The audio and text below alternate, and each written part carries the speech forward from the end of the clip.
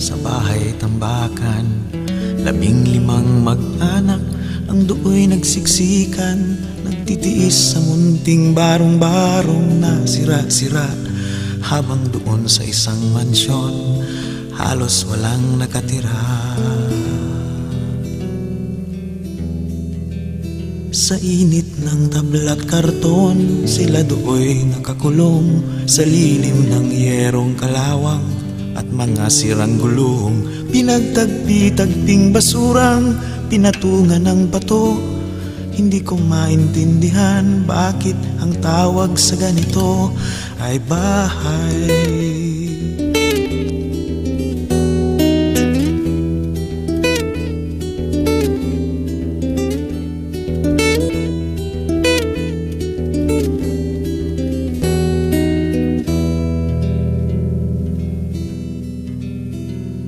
Sinulat ko ang nakita ng aking mga mata, ang kanilang kalagayan, ginawan ko ng kanta.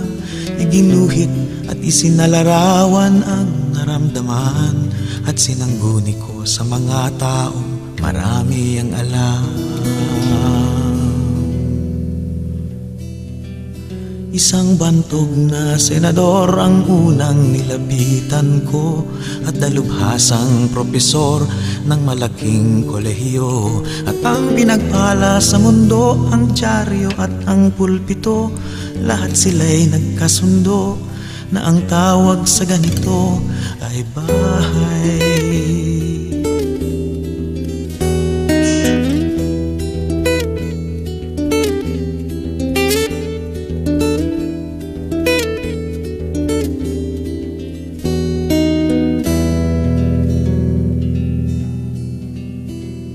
Maghapot magdamag silang kakayod kakahig, pagdakay tutukang nakaupo lang sa sahig. Sa papag na gutay-gutay, pipiliting hihimlay, di hamak na mainam pa ang pahingahan ng mayayamang patay.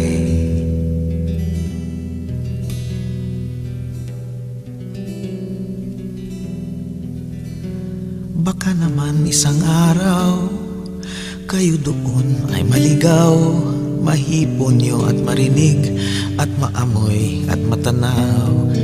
Hindi ako nangungutya, kayo na rin ang magpasya.